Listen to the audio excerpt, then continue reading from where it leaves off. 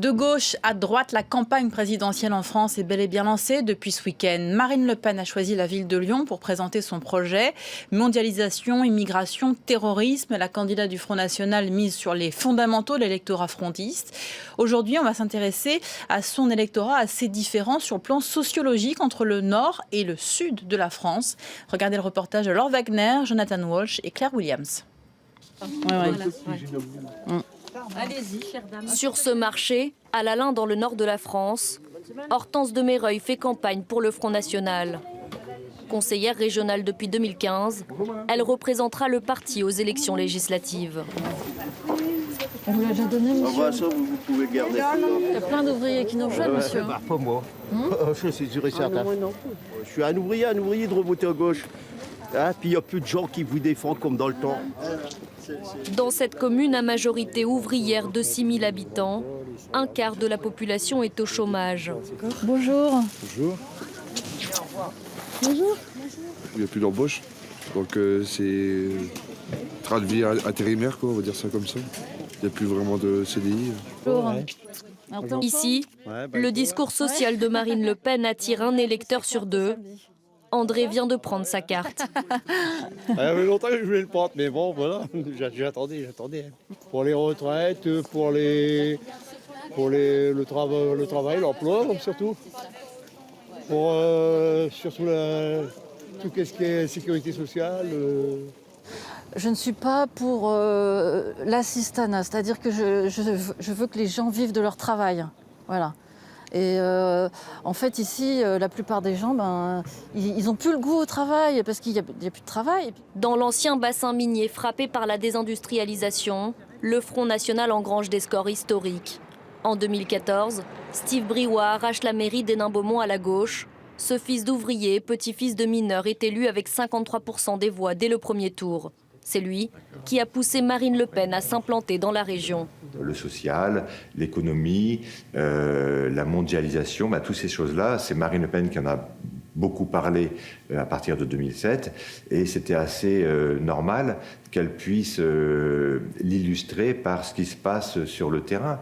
Et quelle autre région connaît des facteurs aussi importants en termes de conséquences liées à la mondialisation qu'Hénin-Beaumont. Pour ce spécialiste, le FN a deux visages, social dans le nord, plus droitier dans le sud. On a un électorat qui va être plus populaire, ouvrier, employé, dans le Nord-Pas-de-Calais, Picardie, et un peu plus classe moyenne, profession indépendante, commerçant, artisan et retraité, dans le sud de la France. Le ciment qui fait tenir tout ça ensemble, c'est la thématique migratoire. Le tour de force de Marine Le Pen, c'est de tenir un discours très social, qui peut, par certains côtés, s'apparenter pour certains à ce qu'on peut dire à la gauche de la gauche, mais qui le crédibilise simplement en faisant quoi? En faisant la préférence nationale. À Fréjus, dans le sud de la France, David Racheline fait salle comble. Une centaine de militants, en majorité des retraités, sont venus écouter leur maire. À 29 ans, il est aussi sénateur et le directeur de campagne de Marine Le Pen. Au cœur de son discours, l'immigration. Et Calais donc s'est vidé avec les moyens qu'on a donnés aux migrants. Moi j'aurais aimé qu'on utilise ces moyens pour aider notre peuple, qui lui aussi souffre beaucoup. Autre thématique chère au parti frontiste, la sécurité. Au sein de la police, le vote FN explose. Un policier sur deux se dit prêt à voter pour Marine Le Pen. Alors le parti compte bien capitaliser sur leur colère. L'an passé, David Racheline a défilé avec les forces de l'ordre dans le Var. On voulait qu'ils sachent que nous sommes à leur côté, que leurs revendications sont légitimes, qu'il est normal qu'ils réclament, la présomption de légitime défense, qu'ils réclament davantage de moyens. Gilles vote depuis toujours au Front National. En 2013, ce policier, père de 2 enfants, a décidé de s'engager pour le parti en devenant secrétaire de circonscription. On veut évoluer dans un environnement agréable, ne pas avoir peur de sortir, etc. Et surtout laisser à nos enfants la possibilité d'aller à l'école en sécurité. Le Var est un des bastions historiques du Front National. La stratégie de dédiabolisation de Marine Le Pen permet au parti de gagner encore de nouveaux électeurs. Les gens votaient Front National, mais n'osaient pas forcément l'assumer. Aujourd'hui, quand on leur dit dans la rue qu'une personne sur deux, quasiment, vote Front National, elle sait que son boucher vote Front National, que son boulanger vote Front National, que voilà. Et du coup, ça les rassure. Dans le sud, la porosité entre la droite et l'extrême droite est forte. Cet ancien député UMP réclamait une alliance avec le Front National. Séduit par son discours identitaire, il roule désormais pour Marine Le Pen. La France va choisir un nouveau président. On a besoin de ne pas faire d'erreur sur le choix de ce président. Quelqu'un qui doit défendre la souveraineté de la France et son identité. Et seule Marine Le Pen m'apparaît en situation aujourd'hui, d'une part de prendre des engagements et de les respecter demain. Et pour les respecter, elle aura besoin d'avoir une majorité présidentielle à l'Assemblée nationale, dont je compte faire partie. Nordistes, sudistes, entre ces deux électorats, il y a des différences de sensibilité, mais elles ne sont pas de nature à faire imploser le parti tant que les résultats suivent dans les urnes. À 3 mois de l'élection présidentielle, Marine Le Pen est dans le trio de tête pour le premier tour. Et pour approfondir sur ce sujet, j'accueille mon invité François Jardin. Bonjour, vous êtes consultant en communication. Les résultats du Front National aux dernières élections, notamment au régional, montrent que le vote frontiste n'est plus seulement un vote contestataire. Oui, effectivement, on a affaire maintenant à une base électorale qui est très stable au fil du temps. On voit par exemple depuis les régionales que 92% de ceux qui avaient voté pour Marine Le Pen au présidentiel étaient prêts à voter pour un candidat Front National. Donc il y a une stabilité de cet électorat qui est plus forte que celle des autres partis. Comment expliquer d'ailleurs qu'elle soit plus stable dans ses intentions de vote que d'autres candidats ? Je pense que les ressorts de ce vote sont stables à travers notamment la perception d'une présence du sujet des migrants. Et ça, c'est quelque chose qui dépasse d'ailleurs le contexte de notre pays. On le voit bien, notamment dans les motivations du vote Leave, qui a fait emporter le camp du Brexit en juin dernier. C'était à plus de 30% cette question de reprendre le contrôle sur les frontières, sur la politique migratoire qui semblait pour les Anglais aux mains de la bureaucratie bruxelloise, pour reprendre un peu la caricature qu'en a fait cette campagne. Aujourd'hui, elle incarne justement cette volonté des peuples européens, mais aussi on le voit aussi avec la victoire de Trump aux États-Unis, d'avoir une certaine repli sur soi, souveraineté nationale. Ce sont aujourd'hui des termes qui séduisent pas forcément que les Français. Alors c'est très paradoxal parce qu'on a un parti qui est antilibéral, particulièrement sur le terrain économique.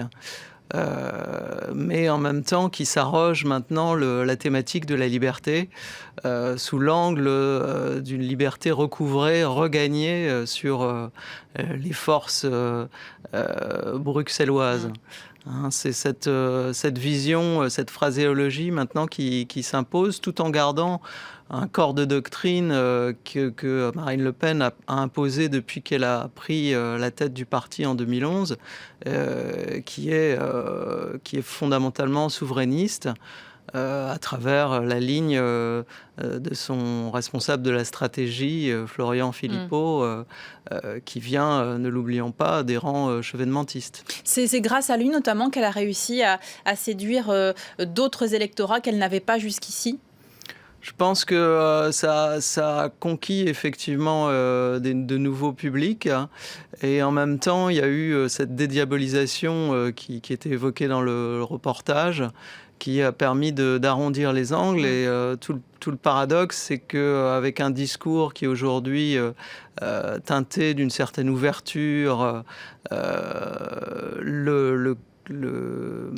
l'électorat de base, lui, ne se suit toujours... Ceux qui ont voté Jean-Marie Le Pen votent Marine Le Pen sans aucun... Exactement, et on voyait bien ce contraste à l'œuvre dans les meetings de Lyon, en particulier dimanche, avec un discours effectivement qui était qui avait des accents presque gaulliens par moments, même s'il était très nationaliste, et en même temps un public qui scandait un slogan très classiquement d'extrême droite qui a fait florès au cours des dernières années, c'est on est chez nous, qui est très, très teinté de rejet de l'extérieur.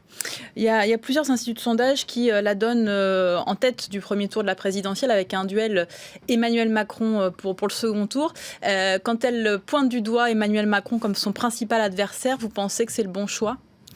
Je ne sais pas si c'est le bon choix, mais en tout cas, ce qui est certain, c'est que pour l'appareil du FN, ça paraît un peu le candidat idéal, l'adversaire rêvé, au sens où il incarne pour le FN le mondialisme, c'est-à-dire la mondialisation comme idéologie.